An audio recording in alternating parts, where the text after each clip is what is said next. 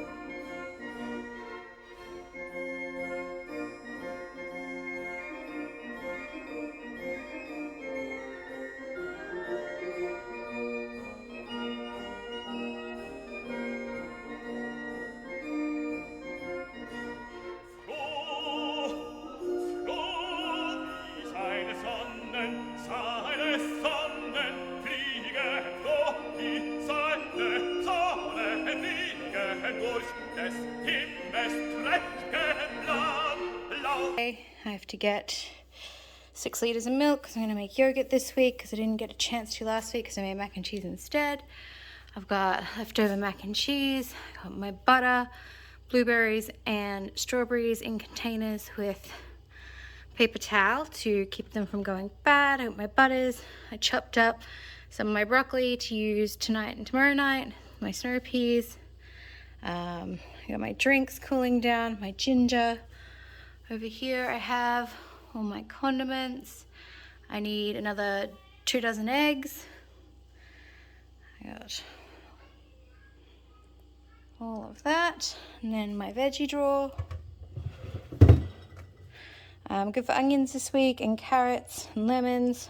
I've got my salad stuff over here, and I have some broccoli and some lettuce, which I need to use up because this is actually my potato box and I need potatoes. And then my chill drawer, I have my HelloFresh sauces, I have my sliced deli meats, all my cheese is here, a little bit of bacon, some dressings, and some cabana. So use all that up, all nice and neat and clean. I put paper towel in the bottom of all my containers and in the bottom of my drawers. It absorbs the moisture, keeps things from going bad, and then if there is a spill or something does go bad, which is rare, I can just change the paper towel and it saves me deep cleaning everything. If you liked this video, if you did, don't forget to like, comment, and subscribe, and click that little notification.